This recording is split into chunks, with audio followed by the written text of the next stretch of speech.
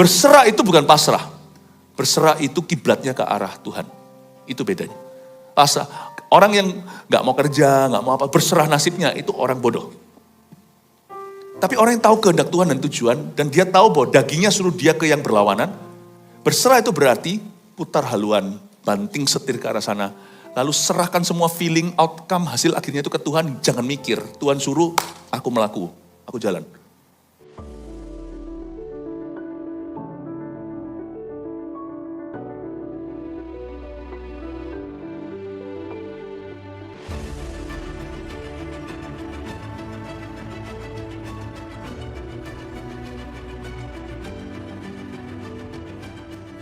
Kau bertata di atas pujian umatmu.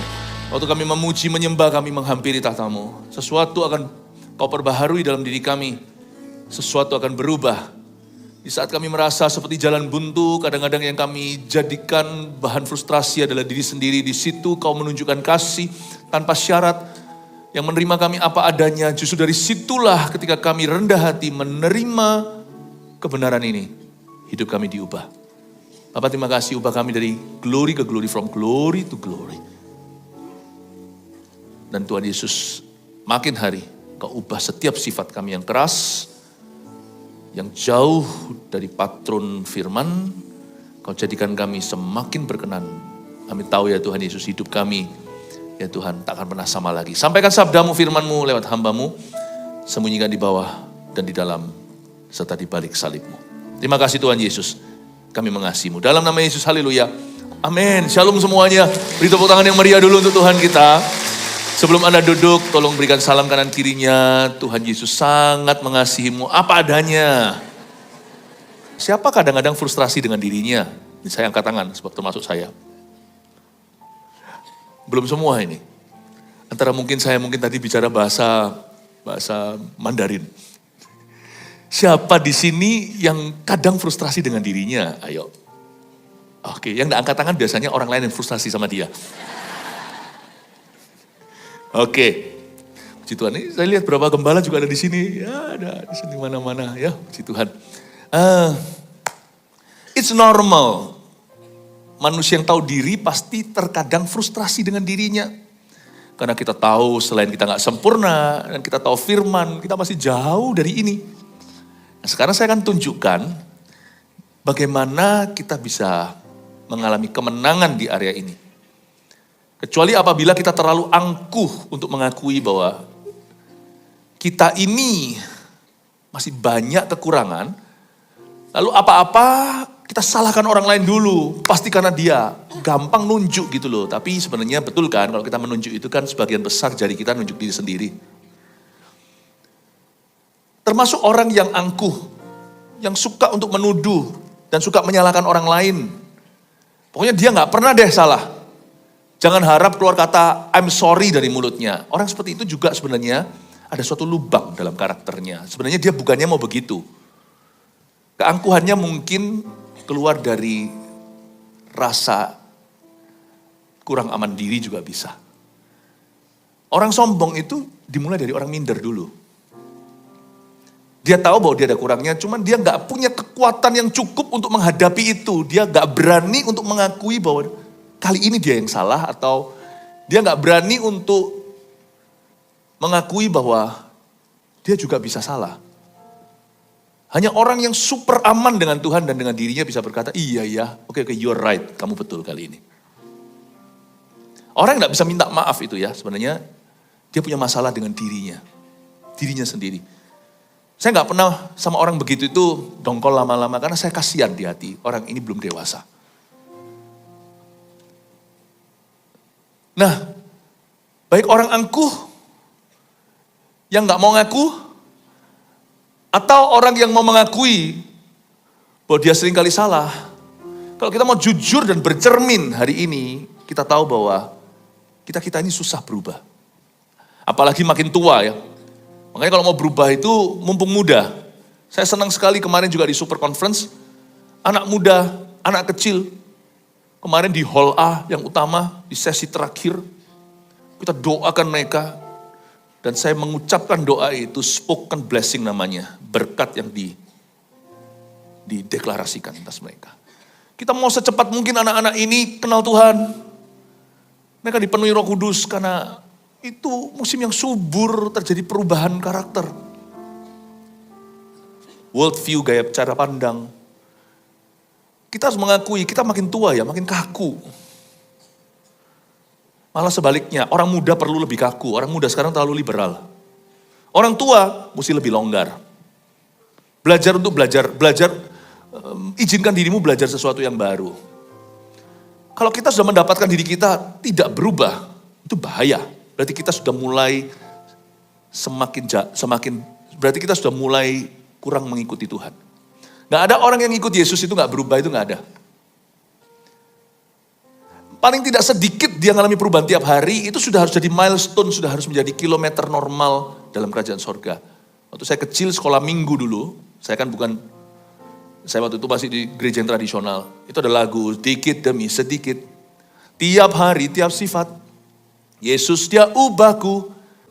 Paling tidak ada sedikit demi sedikit. Harus ada tolak ukurnya. Kalau Anda sudah gak berubah, Anda sedang dalam bahaya. Karena tidak ada orang ikut Yesus itu tidak dioperasi, itu gak ada. Kenapa aku susah berubah? Kita buka Efesus pasal 2, ayat 1 sampai 10. Nanti saya jelaskan satu persatu. Kamu dahulu sudah mati. Ntar dulu, judul di Alkitab kita adalah semuanya adalah kasih karunia. Kamu dahulu sudah mati karena pelanggaran-pelanggaran dan dosa-dosamu. Kamu hidup di dalamnya karena kamu mengikuti jalan dunia ini. Karena kamu mentaati penguasa kerajaan angkasa, yaitu roh yang sekarang sedang bekerja di antara orang-orang durhaka. Sebenarnya dahulu kami semua juga terhitung di antara mereka ketika kami hidup di dalam hawa nafsu daging dan menuruti kehendak daging dan pikiran kami yang jahat. Pada dasarnya kami adalah orang-orang yang harus dimurkai sama seperti mereka yang lain. Tetapi Allah yang kaya dengan rahmat oleh karena kasih-Nya yang besar yang dilimpahkannya kepada kita, telah menghidupkan kita bersama-sama dengan Kristus, sekalipun kita telah mati oleh kesalahan-kesalahan kita, oleh kasih karunia kamu, oleh kasih karunia kamu diselamatkan. Dan di dalam Kristus Yesus, Ia telah membangkitkan kita juga dan memberikan tempat bersama-sama dengan Dia di sorga. Supaya pada masa yang akan datang, Ia menunjukkan kepada kita kekayaan kasih karunia-Nya yang melimpah-limpah sesuai dengan kebaikan-Nya terhadap kita dalam Kristus Yesus. Sebab karena kasih karunia kamu diselamatkan oleh iman. Itu bukan hasil usahamu, tetapi pemberian Allah. Itu bukan hasil pekerjaanmu. Jangan ada orang yang memegangkan diri, karena kita ini buatan Allah, diciptakan dalam Kristus Yesus untuk melakukan pekerjaan yang baik yang dipersiapkan Allah sebelumnya. Ia mau supaya kita hidup di dalamnya. Surat Paulus memang perlu dijelaskan. Kita harus baca pelan-pelan. Kalau nggak dicerna, itu seperti tumpukan kata-kata atau kalimat-kalimat yang berat. Tapi izinkan saya menjelaskan ini dalam konteks bagaimana Anda belajar untuk mengasihi dirimu seperti Kristus mengasihimu. Bukan mengasihani diri ya. Mengasihani diri jangan ya. Itu berarti Anda bermental korban. Mengasihi dirimu dulu. Sebelum Anda bisa mengamalkan kasih. Mengasihi diri sendiri itu berarti belajar jujur juga dengan diri sendiri. Anda sekarang berada di kilometer berapa di hadapan Allah. Belajar untuk bisa menerima kelebihan kekuranganmu dan melihat anugerah yang akan menjemputmu untuk lebih jauh. Saya tunjukkan di sini saya harus bicara tentang kasih karunia tapi bukan cheap grace, kasih karunia yang murah atau hyper grace, atau kasih karunia yang sifatnya ekstrim yang gak seimbang, yang ngawur penerapannya. No. Tapi kita tidak berubah karena hukum Taurat itu ya. Tapi karena Tuhan telah menerima kita. Keyakinan kita itu mendalam. Bukan karena Tuhan menuntut kita untuk berubah, tapi karena Tuhan mencintai kita apa adanya. Dari situ mau gak mau, kerinduan hati kita pasti mau berubah. Saya gak perlu diancam. Saya mau jadi orang tua yang baik karena saya cinta anak saya. Bukan karena saya takut sama mereka. Karena saya sayang sama papa mama saya. Saya mau berbakti bukan sebagai keharusan, tapi menjadi kehausan dan kerinduan. Apa yang memotivasi hidupmu dalam kekristenanmu? Harus atau haus? Suatu tuntutan mesti begitu atau rindu? Kalau kita beribadah misalnya, kita takut nanti gak ada kursi, maka datang lebih pagi. Itu motivasi yang oke lah, meskipun masih rendahan. Uang kursi itu kan rendah kan, didudukin.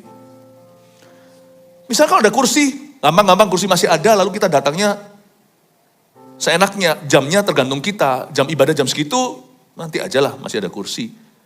I don't think that's the best motivation, itu bukan motivasi yang paling baik. Waktu kita beribadah itu bukan karena kursi ada, tapi karena Tuhan.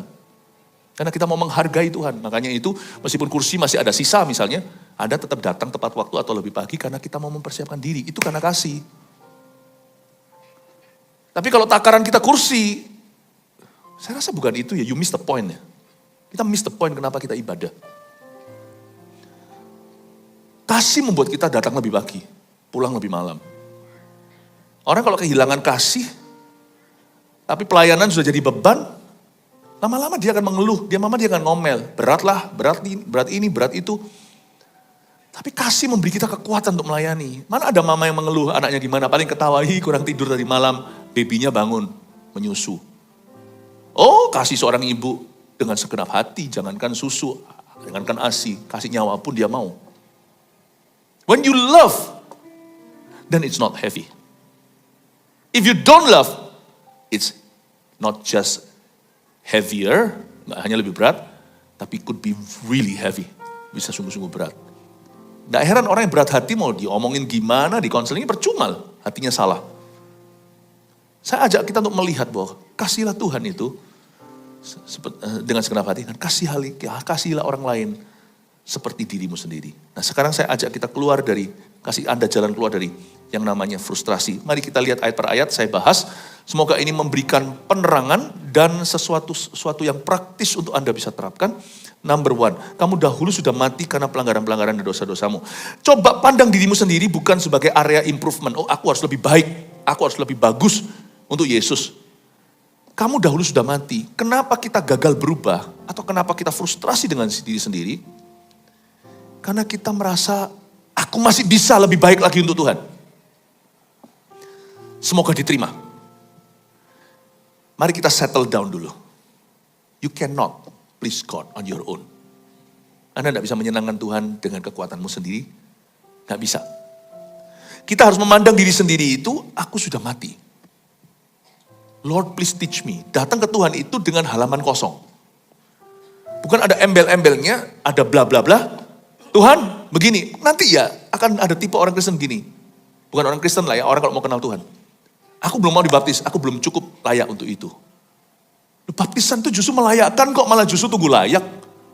Bahasa Ibraninya versi Jawa Tengah, kepiye itu. Mau pelayanan juga, loh aku jatuh dalam dosa. Saya ngerti kadang-kadang ada, kalau terjadi skandal, ya tetap akan ada disiplin rohani. Tapi orang lain seringkali begini, aku gak ready, bukan karena skandal apa, mungkin ya namanya dia sadar tentang kekurangannya. Asal kita gak menyembunyikan dosa, kita berani mengakuinya kepada siapa kita harus mengakuinya, fair-fairan. Kita ada niat untuk memperbaiki di area tadi orang lain kita lukai. Yesus masa menolak Sakius. Yang perlu pergi itu bukanlah ministry, tapi dosa-dosanya. Ketika Sakius berkata, akan kembalikan 4 kali lipat orang-orang yang kuperas, Yesus tidak berkata, kamu tidak layak. Karena yang harus pergi adalah dosamu. Yesus menerima itu sebagai pertobatannya. Kadang-kadang kita dalam pelayanan juga merasa, aku kurang baik, kurang bagus. Tunggu nanti ya, kalau aku sudah bagus, aku melayani Kristus. Jangan-jangan nanti setelah pelayanan, jadi orang paling sombong di dunia. Merasa dirinya berhak, disitulah keluar spirit of entitlement. Mending Tuhan dapat pemungut cukai yang pukul-pukul dadanya di bait Allah, daripada si orang Farisi, ahli Taurat itu yang berpuasa 2 kali seminggu, dan memberikan perpuluhan dari hasilnya, lalu dia merasa, gue lebih berhak dari orang itu. Kamu sudah mati. Mayat jangan coba pakai parfum. Mayat kalau sudah 4 hari jenazah di situ, lu parfumin, wangi campur basi, mendingan gak pakai minyak wangi. Hidupku bukannya aku lagi, tapi Yesus dalamku. Tidak ada pembuktian diri. Hidupku bukannya aku lagi, tapi Yesus dalamku. Yesus hidup dalamku. Hidupku bukannya aku lagi, tapi Yesus dalamku. Pernah wifi-nya rumah rusak? Tambah merusakkan, mendingan Anda turn off the wifi, baru setelah itu pakai networknya. Kalau enggak gitu, wifi-nya enggak nyala, juga akhirnya buat handphone kita lemot terima semua pesan-pesan. Mau tahu nggak apa yang membuat orang itu salah? Spiritnya. Spiritnya. Ini yang membuat kita selalu jatuh kepada pembuktian diri. Aku bisa lebih bagus dari ini. Ini membuat kita nanti salah kaprah waktu kita jalan. Jadi salah semua. Penting sekali kita itu mawas diri, mengerti bahwa kita ini sudah mati. We're dead. We're dead. Nanti lihat ya, ada orang Kristen begini, kalau sudah salah server. Server ini saya maksudkan bukanlah pindah agama. Kalau sudah salah wifi-nya. Misalnya kita harus ngampuni seseorang karena ada orang salahin kita ya. Lalu kita berkata apa sama gembala yang beritahu kita atau pemimpin kita? Kamu harus ampuni orang itu. Gak bisa, aku udah bisa ngampuni. Aku gak mampu, jadi gak gampang terima anugerah karena ngebloknya itu di dia atau bottleneck-nya. Atau seperti botol yang gede tetapi lehernya ramping, ya gak bisa keluar tuh airnya, hanya menetes pula. Susah gitu loh roh pengampunan untuk mengalir dalam diri orang itu karena dilawan sama dia. Dia berkata, aku gak bisa ngampuni, aku gak sanggup. Kalau sama orang seperti itu ya kadang-kadang perlu dijitak. Siapa suruh kamu yang ngampuni? Kamu tinggal meneruskan aja pengampunan Yesus ke orang itu, kamu bisa. Bukankah Yesus berkata dalam doa Bapa kami, ampunilah dosa kami seperti kami mengampuni orang yang bersalah kepada kami. Aku bisa mengampuni orang yang bersalah kepadanya karena aku dulu diampuni oleh dia. Susah ngalirnya. Karena dia merasa dia harus bisa dulu baru dia ampuni dalam nama Kristus. Sumbernya powerhouse-nya di dia, bukan di Kristus. Makanya sulit kan, makanya airnya nyandet-nyandet kan keluarkan, netes-netes kan keluarnya, tidak pernah deras. Karena orang yang salah server, bukan bicara soal agama, yang salah wifi-nya, dia kira dia sumbernya, macet lah. Aku gak mati, I have to improve myself. Aku harus bisa membuat diriku improve. Lebih baik lagi. Aku kalau sudah cukup baik nanti aku akan bisa ampuni yang bersalah kepadaku. Orang begini gak bisa dialiri yang namanya kasih karunia atau anugerah. Karena dia percaya dirinya melebihi percaya Tuhan. Kadang-kadang kalau saya disakiti, sakit hatinya. Orang itu kudu mau seperti kerupuk diremes di. Saya telan perasaan saya. Bukan saya deny atau sangkali. Aku gak gampang, tapi Tuhan, aku sudah mati. Not my will, but your will be done. Pengakuan iman, bukan perasaan. Bukan kehendakku, tapi kehendakmu yang jadi. Kalau Tuhan suruh aku ampuni, siap. Kulakukan. Dan waktu aku melangkah keluar dari perahuku, pastikan loh Tuhan, aku mengapung di atasnya. Aku tidak tenggelam di dalamnya. Aku ampuni dalam nama Yesus. Saya tidak tanya perasaan saya interview, Hai Philip Mantova, how do you feel? No, karena sumbernya adalah Tuhan. Saya kan hanya kabelnya. Saya akan berkata, Tuhan, aku ampuni dia dengan iman. Dan kalau Tuhan bilang kamu jangan pikirkan lagi kesalahannya, saya taat. Saya taat bulat, taat itu jangan, tapi taat begini, mau pergi ke 1001 psikiatris juga percuma. Percayalah saya, karena semua nanti kembali lagi ke ground zero-nya itu firman. Itu cuma keliling aja untuk membuatmu lebih yakin gitu aja. Padahal ujungnya itu cuma ini aja imannya. Saya tidak akan coba jadi baik dulu atau tunggu orang lain baik. Kalau tunggu orang lain baik, saya kasih servernya ke dia. Berarti tergantung orang itu. Wah, saya akan menjadi orang yang paling di yo-yo atau paling di roller coaster di seluruh dunia. Saya kembali ke Tuhan. You say I can forgive and I can do all things through Christ who gives me strength. Kalau engkau berkata kau suruh aku harus, berarti aku bisa. Kalau enggak bisa, Tuhan enggak akan mengharuskan. Tapi aku tahu sumbernya dari mana. Kaulah sumurku. I can do all things through Christ who strengthens me. I forgive you, my brother, in Jesus' name. Berarti saya harus nanti konsekuen. Saya tidak akan ngomong tentang keburukanmu lagi atau mengingat-ingatnya. Boleh lewat, tapi gak akan burung itu bersarang di kepalaku. Lewat saja. Sorry ya, hari ini kamar hotelku di sini itu penuh. Tidak bisa menerima satu lagi tamu yang dari perusahaan trauma. Cannot. Saya hanya terima tamu baru dari sini. Saya ngikuti Tuhan, bukan Tuhan ikut dengan saya punya perasaan. Servernya salah. Salah. Aku sudah mati. Ku telah mati dan tinggalkan cara hidupku yang lama.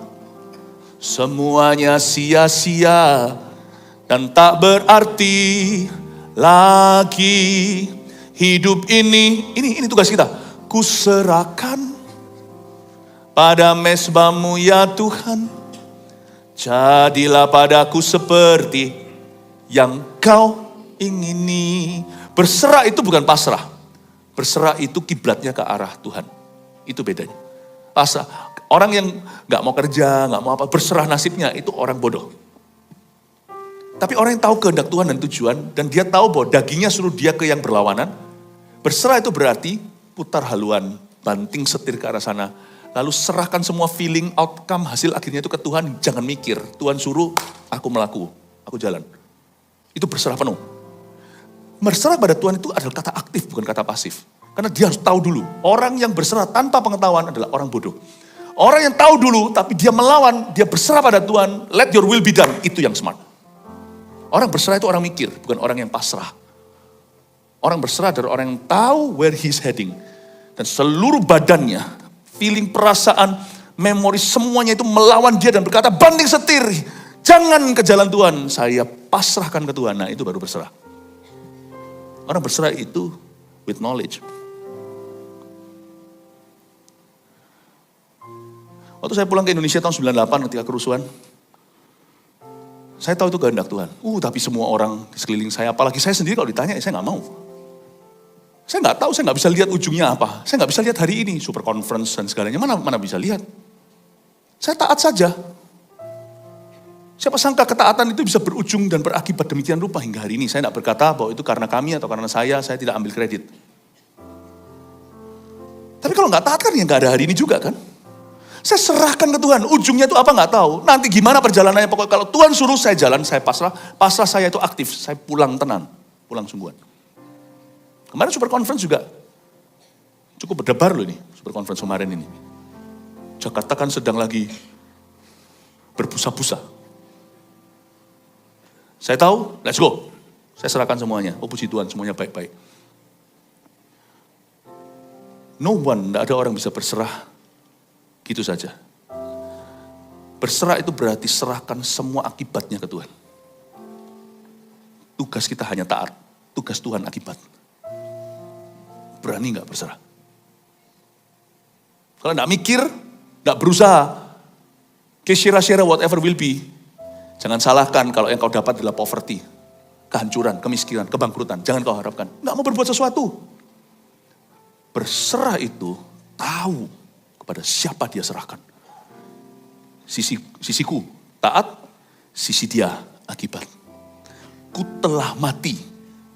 Not my will but your will be done. Amin. Bisa nangkapkan ini semuanya ya? Semoga di siang hari gini tidak terlalu berat. Saya tidak mau memberi Anda firman-firman yang menina-bobokkan, tapi firman yang buat Anda bukan hanya mikir, tapi membuat Anda diperhadapkan dengan sebuah ultimatum. You pilih untuk siapa kau hidup mulai hari ini. Ayat 2. Kamu hidup di dalamnya. Langsung jawabannya. Ya, langsung jawabannya harus hidup di dalamnya. Karena kamu mengikuti jalan dunia ini. Karena kamu mentaati penguasa kerajaan angkasa. Jadi zaman dulu Paulus ngomong begini kepada jemaat Efesus. Dulu itu kamu itu hidupnya mentaati penguasa kerajaan angkasa. Yaitu roh yang sekarang sedang bekerja di antara orang-orang durhaka. Saya tunjukkan ayat 2, kuasa doa dan fungsi doa. Begini ya, Paulus ngomong gini, zaman dahulu ya, kepada jemaat Efesus, kalian itu hidupnya bukan mentaati Tuhan, tapi mentaati penguasa kerajaan angkasa. Penguasa kerajaan angkasa ini apa? Di antara langit kita dan sorga, itu ada satu langit yang benar-benar polusi dengan roh-roh jahat. Anda harus tahu bahwa setan itu dibuang ke bumi tapi ngawang. Jadi kalau ada roh-roh jahat yang sekarang itu masuk ke rumahmu, dia bukan berada di tempat yang seharusnya kau usir. Ada yang merasuki seseorang, kau bebaskan tawanan. Bahkan ada di sana mana-mana ada rumah berhantu segalanya, orang yang suka yang horor-horor gitu, yang supranatural, yang paranormal. Gitu, Anda harus tahu bahwa roh-roh jahat itu yang ada di sana itu semua adalah roh-roh. Mereka adalah malaikat jatuh, mereka adalah roh-roh yang gentayangan, mereka itu merindukan rumah, mencari rumah, dan mereka itu jahat, dan mereka akan memasuki semua yang kosong, semua yang gersang. Makanya jangan biarkan hatimu kosong, hampa dan gersang. Karena setan itu sebenarnya tidak ingin menghantui rumah, menghantui kursi, menghantui gudang, menghantui hutan. Dia itu ingin sekali menghantui hidup. Karena dia paling benci sama Tuhan. Dan Tuhan itu pencipta kehidupan. Anda harus tahu tempat setan sebenarnya sekarang sementara adalah di dalam sebuah tempat namanya kerajaan angkasa. Di atas ini ada roh-roh jahat di udara. Sadarkah Anda? Anda pergi ke kota tertentu, ke Belanda. Itu gloomy spiritnya itu kerasa. Tapi yang mereka tidak bisa kuasai, yaitu gereja. Tapi tidak otomatis, gereja yang berdoa. Karena doa itu mengatasi langit. Doa itu membuka jalan baru. Seperti kalau hidung kita itu mampet, gereja itulah yang semprotannya membuka kunci kerajaan sorga yang terikat di sorga, di bumi, terikat di sorga. Ada tangga Yakub yang naik ke sorga, naik turun, ada malaikat, dan di atasnya ujung sebelah tengah ada seorang seperti anak manusia bertata. Gereja itu adalah foyernya sorga. Kerajaan maut tidak akan menguasainya. Kalau Anda pergi ke Belanda misalnya, Anda bisa rasakan. Ada gloomy spiritnya. Padahal udaranya, tergantung ya di mana. Kadang-kadang kalau di Belanda udaranya seperti ada bau pupuknya. Karena di situ kan banyak pertanian. Saya dulu tinggal di Vancouver, Kanada. Langitnya nggak cerah sih. Langitnya seperti Seattle gitu, mendung-mendung, sering hujan-hujan lama. Hujannya bukan biur. Hujannya itu terus-terusan rintik-rintik tapi sepanjang hari. Ya. Tapi blue sky kalau lagi cerah. Nggak ada polusi, mau mobil di sana aja semuanya harus dites dulu kok asapnya. Mereka benar-benar menjaga udaranya. Mau udaranya bagus kek, mau di Swiss kek, mau di Labuan Bajo kek, di mana kek, mau yang mendung kek, mau yang pekat sekali polusinya sampai awannya itu selalu nggak kelihatan dan terlihat abu-abu, malam pun kelihatan abu-abunya. You see, you have to know, di setiap negara itu ada penguasa di udaranya. Di negara tertentu itu banyak suicide-nya, bunuh diri. Memang tidak bisa melulu kita bilang karena setan, karena manusia juga buat keputusan. Tapi pengaruh itu besar sekali. Kayak ada depressing spirit, ada roh yang benar-benar depressed gitu. Dan kita tahu di atas itu banyak penguasa-penguasa di udara. Roh-roh jahat di udara. Mereka itu bukan tinggal di langit atas ini, tapi mereka itu mengatasi manusia yang kedagingan. Kalau kita tidak hidup penuh Roh Kudus, kita pasti dijajah. Satu-satunya yang membuat kita untouchable, tidak bisa dijamah oleh roh-roh jahat, itu adalah karena kehidupan doa kita. Bukan Kristen secara status, tapi being filled with the Holy Spirit atau penuh dengan Roh Kudus. Saya pernah sekali waktu datang di sebuah negara, mendarat. Tiba-tiba rasa seperti berat itu. Saya bukan orang yang suka kerasa-kerasaan, ngeroh apalagi, tapi saya tahu. Sebagai seorang ambasador Injil, saya mendarat satu tempat, kadang-kadang Tuhan kasih saya feeling. Dan saya bisa merasa ada sesuatu yang sangat heavy, menekan. Biasanya saya tidak mau gimana, paling cuma makan siang, lalu habis itu masuk ke hotel, check-in atau gimana, saya mulai berdoa, mengatasi langit dalam nama Yesus. Saya tidak doa sendiri. Gereja yang mengutus saya berdoa back home, tapi gereja setempat juga akan berdoa. Saya akan berdoa syafaat. Kalau enggak akan jadi kebangunan rohani. Mengadakan acara buka tidak akan terjadi pertobatan. Kapan lalu waktu di Belanda terjadi pertobatan demi pertobatan di sebuah gereja yang tua. Wah luar biasa, mereka gak pernah lihat seperti itu. Itu akibat doa. Prayer, doa itu mengatasi langit. Gerejamu berdiri, menyembahmu, doakan mengatasi langit. Biar apimu Tuhan membakar setiap kami. Hingga nyata kemuliaan kuasamu. Gerejamu berdiri, menyembahmu, doakan mengatasi langit. Biar apimu Tuhan membakar setiap kami hingga nyata kemuliaan kuasamu. Makanya itu jangan kau skip saat teduh pribadi. Karena setiap hari kau cetuskan, I'm not under demon spirit. I'm under the Holy Spirit. Asupanku langsung tembus awan kelabu dari tahta anak domba. The Spirit of God, Roh Kudus bawa apa yang dari Kristus ke dalam hidupku. Tidak melalui ekspedisinya itu directly. Tirai sudah robek dari atas ke bawah. Orang yang tidak hidup dalam doa pasti dijajah di bawah kuasa dosa. Because you are living under their sky. Yang membuat kita above them, di atas mereka adalah hidup doa kita.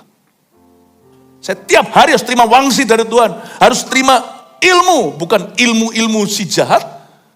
Bukan ilmu-ilmu duniawi, saya harus terima ilmu pengetahuan firman directly God speaking to my heart. I don't believe, saya tidak percaya dengan sky yang ada di atas saya itu. Semua orang sudah jadi korbannya.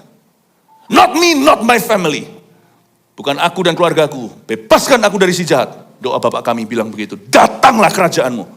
Apakah berarti tiba-tiba negara itu berubah? Datanglah kerajaanmu itu atas seorang pribadi yang berdoa-doa Bapak kami. Let your kingdom bungkam, bypass semua udara angkasa yang kotor ini. Kita nggak bisa berubah kalau kita nggak berdoa. Statusmu kurang kuat karena setan tertawa. So what kamu Kristen? You need to be filled with the Holy Spirit, penuh dengan Roh Kudus. Pengetahuan juga tidak berubah. Kalau daging kita dijajah, bukan apa yang baik yang ingin kulakukan, yang kulakukan. Paulus memberi ilustrasi tentang orang yang frustrasi dengan dirinya sendiri. Tapi apa yang jahat, yang aku tahu jangan, itu yang gue lakukan. Gimana ini, aku frustrasi, kenapa aku susah berubah? Kau tidak berubah, kau tidak memperoleh, karena kau tidak berdoa. Dan jika kau berdoa, kau salah berdoa. Kau berdoa untuk sesuatu demi supaya melampiaskan hawa nafsu. Doamu yang melulu soal itu. Tidak pernah sungguh-sungguh doamu itu mencari Tuhan. Hanya mencari keuntungan. Doa itu bukan karena kita butuh sesuatu. Esensi doa yang pertama itu adalah karena kita butuh Tuhan. Gak butuh sesuatu, kita pasti punya keperluan. Tapi kalau kita menyadari sesuatu atau tidak menyadarinya, tetap harus doa. Karena doa itu adalah satu-satunya selang kita yang tembus. Yang gak bisa di stop oleh kuasa angkasa. Enggak bisa. Saya suka berbahasa roh, karena bahasa roh itu memberi saya suatu kode rahasia. Doaku bahkan aku sendiri enggak tahu dan aku enggak bisa mengcancelnya. Dan tidak ada yang bisa intersepsi. Setiap kali saya bahasa lidah, Roma 8 katakan, aku mengucapkan doa dari Roh Kudus langsung yang memakai lidah bibirku untuk mengucapkan keluhan yang tak terucapkan. Dan Bapa di sorga, Roma 8 katakan, mengerti apa yang Roh Kudus maksudkan. Dia berdoa bagi orang-orang kudus. Itu berarti saya mendoakan diri saya sendiri juga, mendoakan keluarga saya, orang yang saya cinta, gereja, orang lain, orang yang saya tidak tahu. Bapa di sorga, Allah itu tahu apa yang diutarakan oleh Roh Kudus. Dia berdoa bagi orang-orang kudus. Saya suka berbahasa roh karena berarti saya bisa ngomong sama setan, it's none of your business. Saya bisa ngomong sama pikiran saya sendiri kadang-kadang bisa terlalu cebol, bisa terlalu dangkal.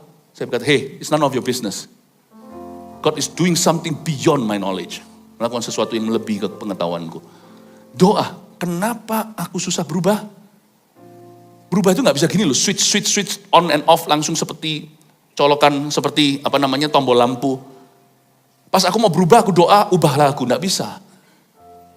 Kalau kita membangun kehidupan doa yang konsisten, kita pasti akan berubah. Karena doa itulah jalur khusus dengan Tuhan Yesus. Penguasa, ayat 2 ini menjelaskan pada kita pentingnya doa. Membuat kita tidak berada di bawah angkasa yang kotor itu.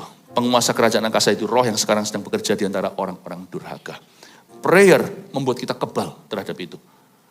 Doa membuat kita tidak terpengaruh. Kehidupan doamu harus kuat. Ke gereja jangan ditawar. Seminggu sekali bukan hukum Taurat. Ke CG seminggu sekali pula itu adalah hak istimewa. Waktu kita bersama-sama berdoa seperti ini, ya, lubangnya jauh lebih besar karena kita bersama-sama datang menghampiri tahta. Itu seperti ada satu berkat korporat yang diturunkan. Tapi kau jaga hati tiap hari. Pastikan kau tidak hidup di bawah angkasa setan. Kau hidup di bawah langit-langitnya Tuhan. Itulah pentingnya doa. Jadi bagi saya doa bukan keharusan. Tapi kesadaran. Kalau enggak kita kira, oh aku kalau enggak doa itu nanti aku itu urusannya sama Yesus. Banyak orang kan gini. Dia doa karena dia merasa guilty. Kalau aku enggak doa nanti Tuhan marah. Bukan. Kalau enggak doa, Tuhan tetap cinta sama Anda. Tapi Anda enggak mungkin survive di bawah angkasa ini. Percayalah, cepat lambat nanti tiba-tiba, jangan sampai. Saya enggak doa 3 hari dan langsung mulai basi. Enggak pernah sih saya coba, jangan sampai. Doakan supaya pastormu jangan sampai didapati tidak berdoa 3 hari. Karena akan muncul nanti Wong Fei Hong lamanya. Dari mana saya dapat kekuatan yang namanya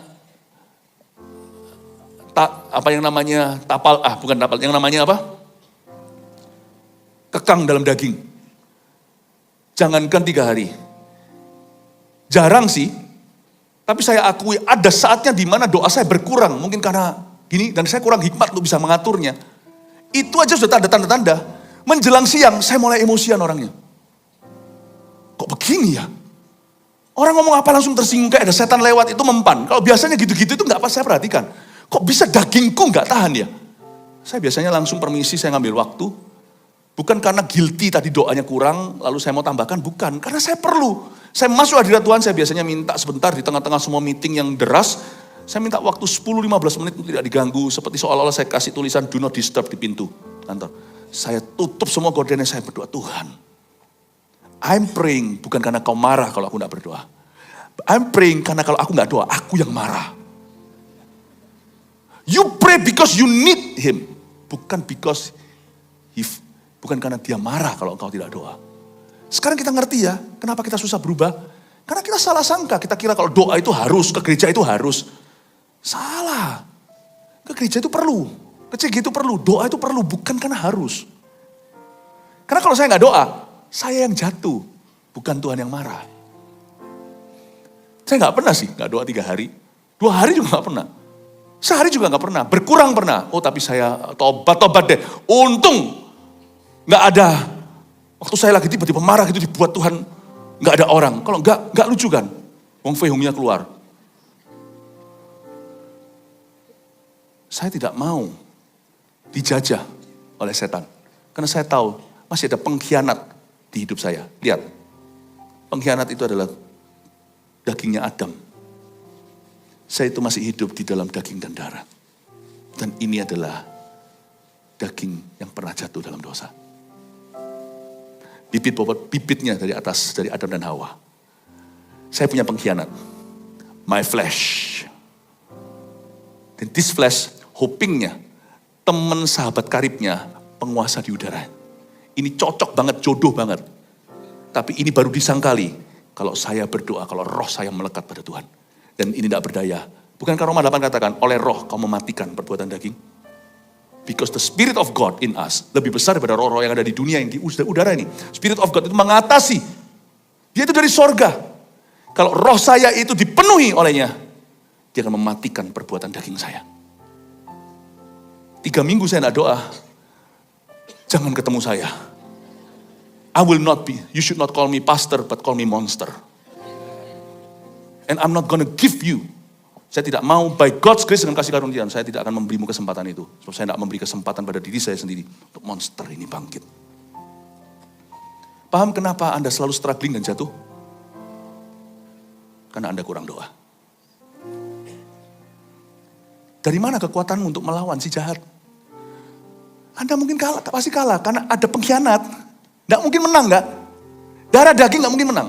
Anjing pasti menggonggong. Husky pasti melolong. Manusia pasti berdosa. Kalau Anda tidak bergantung dengan new nature, tidak dapat asupan dari sana, Anda pasti cepat lambat jadi dirimu sendiri. Bukankah dunia yang sering berkata, be yourself, scary. Jangan kau dengarkan mereka. Jangan jadi dirimu sendiri. Jadilah seperti yang Kristus kehendaki. Mau tahu kenapa kita struggle? Karena kita nggak doa. Atau kita nggak sungguh-sungguh. Dan kita salah ngerti doa itu untuk apa. Selalu yang kita salahkan adalah, bukan yang selalu yang kita fokuskan adalah, kalau aku nggak doa Tuhan marah, kalau aku nggak doa aku nggak setia, tuduhan. Oh sekarang saya ngerti, tanpa doa saya jadi gitu. Jadi saya haus mendekat pada Tuhan. Saya berkata, Lord make me like you. Buat aku menjadi sepertimu. Itu doa itu karena ada kerinduan untuk ingin menjadi seperti Kristus. Amin. Bisa nangkep ya ini ya? Sekarang siapa kira-kira sempat di sini? Oh selama ini pemikiranku agak salah tentang hal ini. Apa-apa yuk jujur ngaku siapa? Oh yang lainnya udah betul semuanya. Oh ya gitu gak usah denger khotbah mestinya ya. Mestinya khotbah di atas ini. Oh saya aja bolak-balik salah kok. Saya tanya lagi sini siapa yang sekarang mulai sadar. Oh ternyata selama ini aku ada salahnya cara berpikir tentang doa. Tentang oh sekarang baru jujur. Puji Tuhan. Saya tepuk tangan untuk yang jujur. Lanjut ya. Udah mau selesai kok. Saya gak bisa habiskan semua gak apa-apa ya. Sebenarnya dahulu kami semua juga terhitung di antara mereka ketika kami hidup di dalam hawa nafsu daging. Menuruti kehendak daging. Itu dia tadi, kehendak daging, hawa nafsu daging. Itu pengkhianatnya, itu tubuh Adam dan Hawa. Dan pikiran kami yang jahat, pikirannya gak dibarui dengan akal budi, Roma 12. Kalau pikiran Anda gak dibarui akal budi, lama-lama nanti yang lebih berbunyi adalah opini. Dan lama-lama perasaanmu akan semakin dominan. Dan pikiran-pikiranmu yang salah. Dan celakanya, sedikit dibumbui sama setan. Pikiran yang salah pun bisa kau benarkan, kau sangka kau benar. Hati itu licik ya, Yeremia katakan. Sometimes kalau kita salah aja kita nggak tahu kita salah kok. Padahal orang lain lihat aja jelas-jelas salah, kita salah aja kita nggak sadar. Makanya orang kalau sudah bersandar pada firman ya begitu. Dia sudah nggak bisa memilah mana pikiran dia, mana pikiran Tuhan. Pada dasarnya kami adalah orang-orang yang harus dimurkai sama seperti mereka yang lain ayat 4. Tetapi Allah yang kaya dengan rahmat, lihat Tuhan. oleh karena kasih-Nya yang besar yang dilimpahkannya kepada kita, telah menghidupkan kita bersama-sama dengan Kristus, sekalipun kita telah mati oleh kesalahan-kesalahan kita, oleh kasih karunia yang kamu diselamatkan. Biasanya dorongan hati pertama itu betul-betul dari Tuhan. Makanya itu jangan keraskan hatimu jikalau hari ini Tuhan berfirman kepadamu seperti di Marah dan Meriba. Konsekuensi orang yang mengeraskan hati ketika 1, 2 kali, 3 kali pertama Kristus mengetuk hatinya seperti di kitab Wahyu atau Roh Kudus menginsafkan hatinya adalah lama-lama hatinya menjadi karak, menjadi keras, dan di situ lama-lama juga akhirnya masuk virus baru yaitu kebebalan hati. Kita telah mati oleh kesalahan-kesalahan kita. You see, when your thought is wrong, waktu pikiranmu salah, itu cepat-cepat menit pertama itu grace period, itu periode kasih karunia itu harus kau tanggapi Tuhan. Sebelum hati itu cepat mengeras. Hati kita tuh lebih cepat ngerasnya daripada apa ya? Ada bahan tertentu itu kalau dikeluarkan langsung keras. Apa ya itu bahan apa? Itu cepat mengeras. Jadi menit-menit pertama, ketika kau salah, baik itu pikiran atau perasaan, apalagi perbuatan, pasti your conscience, hati nuranimu akan menuduhmu. Itu cepat lari. Itu cepat berbalik, cepat berdoa, cepat minta pertolongan, minta didoakan. Karena Tuhan tidak mengambil kemampuan kita untuk berdosa. Yang Tuhan ambil adalah kemampuan kita untuk merasa fine-fine saja setelah berdosa. Sejak saya kenal Tuhan, apakah saya nggak bisa berdosa? Bisa. Tapi satu hal yang nggak bisa, dahulu saya ingat. Dahulu kalau saya jahat sama orang ya, saya itu nggak punya perasaan.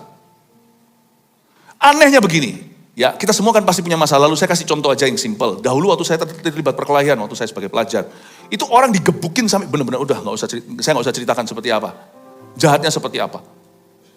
Ya. Itu saya dulu waktu terlibat perkelahian itu saya pernah antara sekolah ketangkep tuh kakak adik. Itu saya pukuli kakaknya atau adiknya saya lupa, mereka mirip soalnya pemain rugby.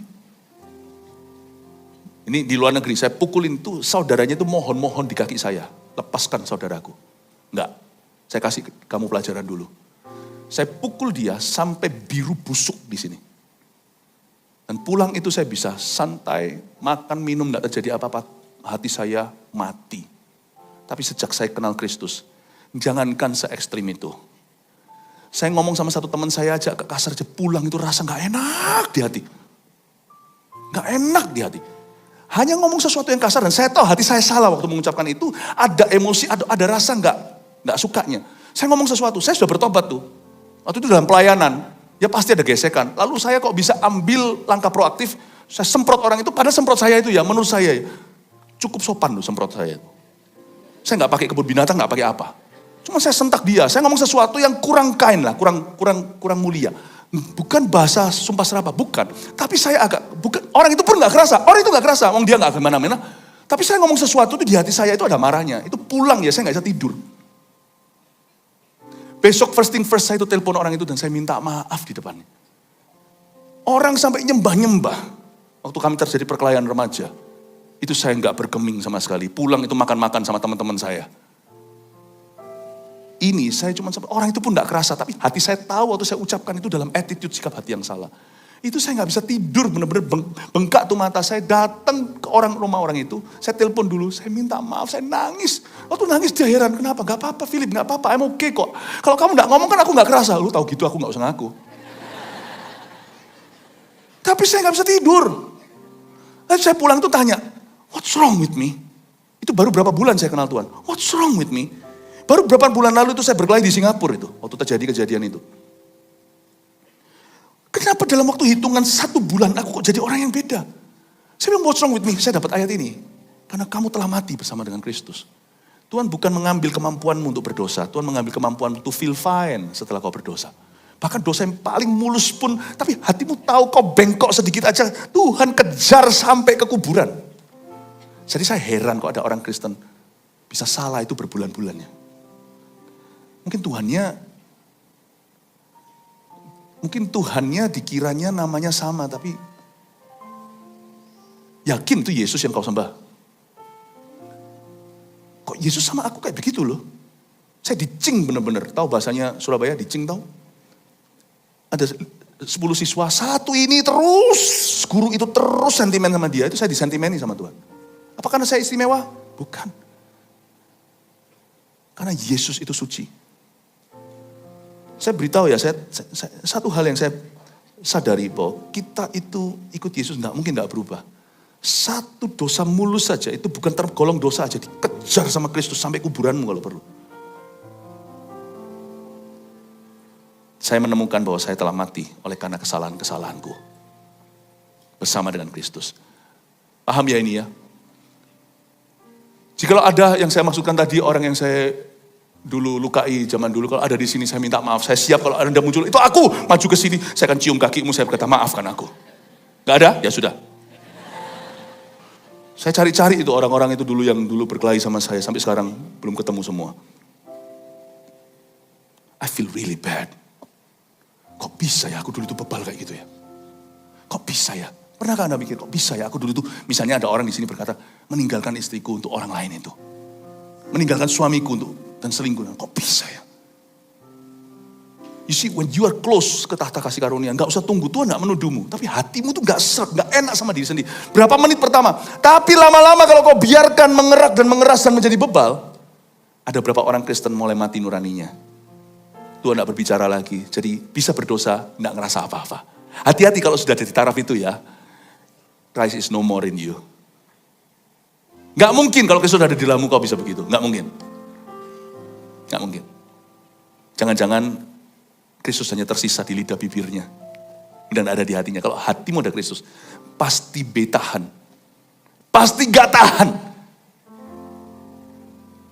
Karena itu Bapak Ibu Saudara, ayat ini mengajarkan kita kuasa anugerah. Jadi saya gak percaya orang yang berkata, kita diterima apa adanya lalu bisa hidup sembarangan. No. Sebab meskipun kita tidak hidup di bawah hukum Taurat, kasih karunia mengajarkan kita untuk menolak kefasikan. Saya tunjukkan ya, nanti lalu berapa ayat lagi saya selesai. Dan di dalam Kristus ia telah membangkitkan kita juga dan memberikan tempat bersama-sama dengan dia di sorga. Supaya pada masa yang akan datang ia menunjukkan kepada kita kekayaan kasih karunia-Nya yang melimpah-limpah sesuai dengan kebaikannya terhadap kita dalam Kristus Yesus. Ayat 6 dan 7 ini intinya adalah karena kita bukan lagi belong to the world, kita bukan lagi milik dunia, kita sudah ditempatkan bersama dengan Kristus di sorga sekalipun kita masih hidup di dunia, berarti kita menjadi warga negara sorga, yang dari sorga itu hidup di dalam diri kita, di dalam tubuh kita yang fana. Pasti ada perubahan. Bukan karena Tuhan menuntut kau berubah, pasti hati kita gak serak sendiri kalau kita itu melanggar firman. Tapi setelah kita itu gak serak dengan diri sendiri, kalau kita datang ke Kristus, seringkali yang kita dapatkan bukanlah Kristus marah-marah, menuduh kita menyala-nyalakan. Tapi waktu Tuhan menerima kita apa adanya, disitulah kita terharu dan nangis sejadi-jadinya berkata, me? Why do you love me? Dan itu membuat kita jadi semakin jatuh cinta. Semakin jatuh cinta, jadi lingkaran Tuhan. Semakin takut mendukakan hatinya, bukan karena ketakutan. Dan semakin kita jatuh cinta, semakin kita disucikan. Saya melayani Kristus bukan dengan ketakutan. Saya melayani Kristus karena kasih. Saya tidak mau mendukakan hatinya, He's been so good to me. Supaya pada masa yang akan datang, ia menunjukkan pada kita kekayaan kasih karunia-Nya. You serve God, not because you must. You serve God because you love Him. Kita berubah bukan karena untuk membuktikan saya bisa. Kita berubah karena saya setuju dengan Tuhan. Kalau saya salah, saya datang ke Tuhan, saya berkata, Lord please, I'm sorry. Tuhan menerima saya. Bolak-balik kalau saya itu kurang dalam kurang-kurangnya. Kenapa kita dalam doa waktu kita memuji Tuhan kita menangis? Karena kita tahu kita tidak layak tapi Dia menerima kita. Kadang-kadang ketika saya belum naik ke atas gitu, seperti super conference kemarin mau naik, saya lap-lap sedikit air mata, semoga jemaat tidak ada yang melihat. Saya naik itu dengan suatu kesadaran bahwa I'm not worthy. Aku naik ke sini, kau tahu aku.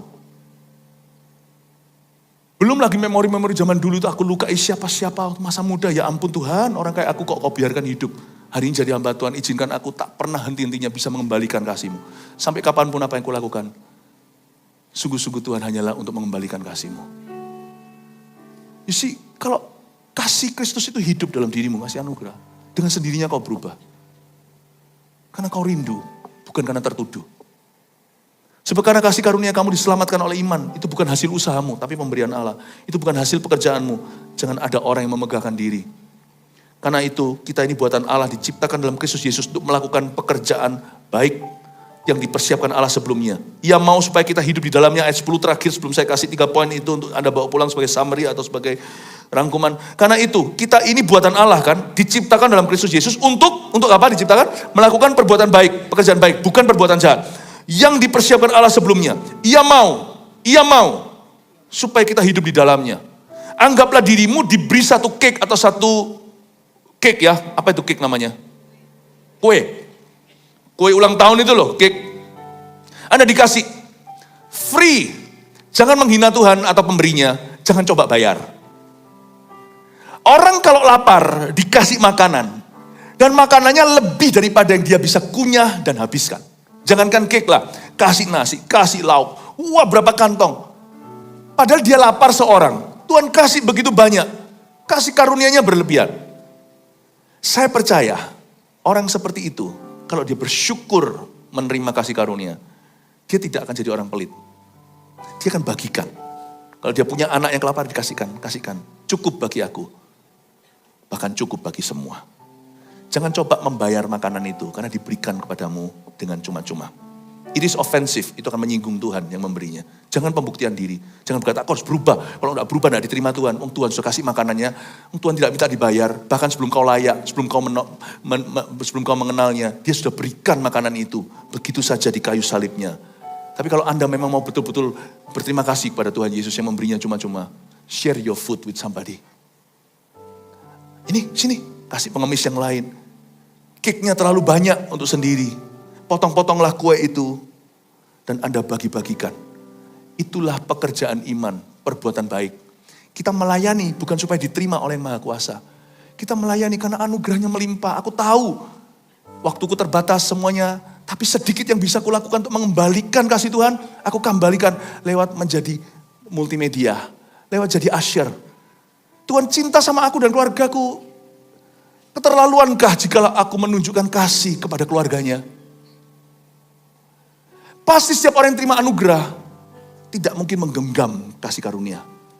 Dia merasa aku tidak layak terima ini kok. Dia pasti ingin berbagi. The food is too much for me. Meskipun aku masih punya persoalan, problema, aku masih ada doa-doa yang belum dijawab kayaknya. Tapi kasih karunia Tuhan cukup bagiku. Aku orang kayak gini loh, orang sejelek aku loh, masa laluku tuh. Ya. Masa lalu kita itu masing-masing itu kotor. Aku tuh hari ini bisa diterima sebagai putra-putri kerajaan sorgawi. Aku ini siapa? Who am I, Lord? I don't know why you love me. But because you love me so much, aku gak tunggu berkat berikutnya. Berkat yang lama aja, belum selesai, aku berterima kasih kepadanya. Aku mau berbagi kueku yang terlalu besar ini. Aku mau membagi makanan yang terlalu limpah ruah. Aku gak mau itu semua kasih karunia basi di tanganku. Toh aku gak bisa makan semua. Sini pada tetanggaku. Aku kasih kamu makananku. Aku kasih makananku. Sama-sama pengemis. Tapi pengemis yang berbagi. Karena pengemis ini terlebih dahulu terima roti. Itulah maksudnya ayat ini. Karena kita ini buatan Allah. Tuhan yang membuat kita hari ini seperti ini. Diciptakan dalam Kristus Yesus. Untuk melakukan pekerjaan baik. Tuhan mau kita hidup di dalamnya. Tidak perlu tunggu kau sempurna baru melayani, baru memberi. Tidak perlu sampai Anda perfect baru Anda bisa mengasihi, mengampuni. Atau bisa menjadi berkat buat orang lain. Kalau Anda tahu Anda tidak perfect, justru ini waktunya Anda memberi. Justru ini waktunya Anda mengasihi. Justru ini waktunya melayani. Justru ketika Anda tahu Anda belum perfect, itulah ampuni. Supaya nanti Tuhan berkata, sebagaimana aku mengampuni yang bersalah padaku, ampunilah aku Tuhan. Bukan membeli pengampunannya, tapi tunjukkan bahwa you mengerti apa itu pengampunan. Amin Bapak Ibu Saudara. Salah servernya. Aku perfect dulu baru aku bisa ngasih. Emang yang ngasih kita atau Tuhan? Kalau Tuhan yang ngasih, settle down. Belajar puas jadi beggar. Pengemis, saya tidak nunggu saya sempurna. Saya membagi-bagi roti yang saya terima tadi pagi.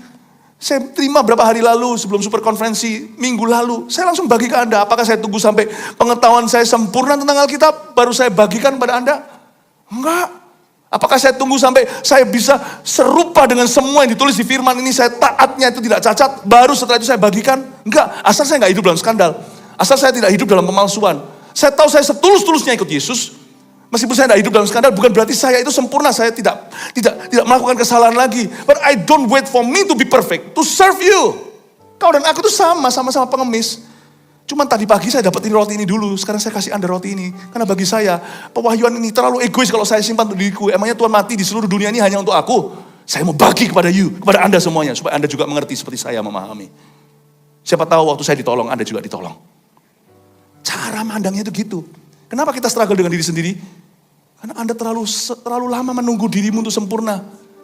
Good luck ya. Anda akan tunggu selama-lamanya, Anda tidak akan pernah sempurna. Anda frustrasi karena Anda tunggu dirimu sempurna dulu.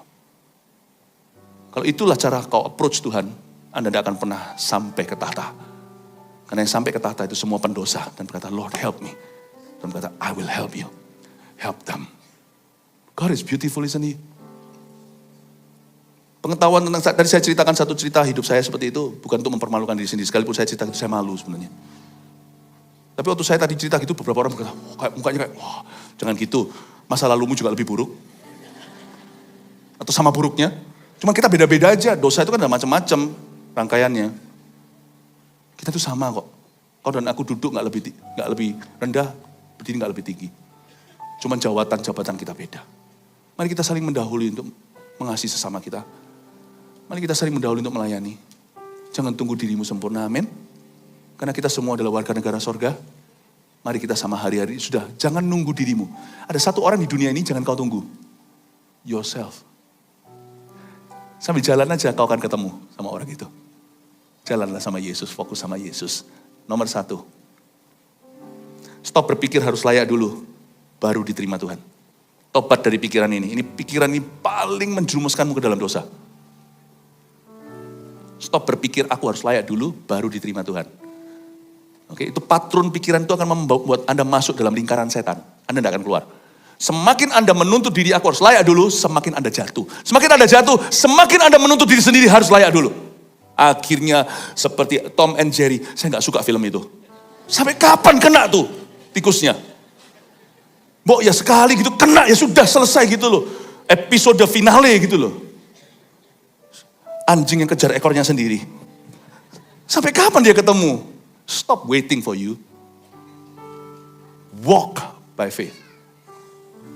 Saya gak ngomong ini seorang hamba Tuhan misalnya, lalu habis itu di luar ada skandal seks, lalu habis itu bisa terus melayani di mimbar. Oh no, step.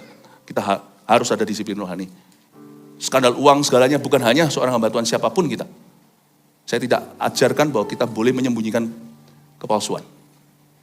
Tapi kalau Anda belajar jujur dengan dirimu sendiri, it's okay for you to learn to walk. To learn to serve. 2. Biarkan rasa syukur yang jadi motivasi berubah, bukan rasa bersalah. Rasa syukur. Thank you Tuhan. Aku disapa. Saya sampai sekarang itu kalau setiap kali ingat dosa saya masa lalu, sudah gak ada bisanya. Itu kalau luka sudah gak basah. Cuman ada goresannya. Saya kalau ingat itu, saya itu sedih. Saya itu sedih. Aku tuh dulu mikir apa, tapi saya ngerti. Dulu kan saya memang belum kenal Tuhan. Suatu hari pada waktu acara Natal di Gramedia Expo di Surabaya. Itu tahun-tahun, wah, jadul, zaman dulu sekali. Setelah khotbah satu orang datang dan berkata, Pastor Philip. Oh iya, siapa kan? Saya tidak kenal semua orang. Dia berkata, Pastor mungkin tidak ingat saya. Maafkan saya, boleh tanya siapa? Kita dulu teman satu kelas, mati aku. Saya dulu dipukuli pastor. Waduh. Khotbah Natal ini. Ibadah masih ada 3. Itu setelah ibadah 2. Saya tunduk itu seperti gaya orang Korea kalau memang sudah kayak, saya tunduk seperti orang Jepang yang bukan harakiri itu gini. Orang Jepang yang menyesali perbuatannya. Dia langsung, enggak, jangan. Saya minta maaf. What can I do for you? Saya peluk dia. I'm so sorry. Meskipun saya tidak sadar diri dulu, saya zombie. Tapi tetap kan itu adalah kelakuan orang yang sama. Kan. Saya peluk. Dia bilang, jangan gitu dulu. Tapi saya berutang sama pastor. Berutang apa? Saya diselamatkan lewat khotbahnya. Oh, saya jadi lahir baru. Karena saya melihat perubahan. Saya tahu ini orang yang sama, tapi Tuhan telah mengubahnya. Saya terima pesan Tuhan dari khotbah pastor. Saya lahir baru, hari ini saya adalah orang Kristen. Aduh, kayak rasanya, saya tidak boleh terus berkata, kalau gitu kita impas. Ngawur. Salah ya salah, jangan kau bumbui itu. Ngapain kasih parfum kalau itu basi. Satu sisi saya hamba Tuhan, sekarang I know. 2 Korintus 5:17, saya ciptaan baru yang lama telah berlalu, aku tahu. Tapi satu sisi lagi tetap kau harus ambil tanggung jawab lah. Itu tetap dalam badanmu, itu tetap dalam masa lalumu. Saya berkata, saya tetap minta maaf sama Anda. Dan kita pelukan, thank you. Dia berkata, dia juga ngomong thank you sama saya telah menyelamatkan jiwanya, menuntunnya pada Kristus. Saya bilang, kamu kok, dalam hati saya ngomong gitu, kamu kok mau dengar khotbah dari orang begini? Kita pelukan. Lalu kita ngomong temannya, mana temannya, oh salam ya salam. Satu sudah di Amerika kerja, yang satu apa. Salam ya sama ini, salam ini dan itu. Sampai forever, saya itu dijangkiti rasa syukur. Hey, you, kalau Anda diberkati hari ini bisnis Anda jadi kaya.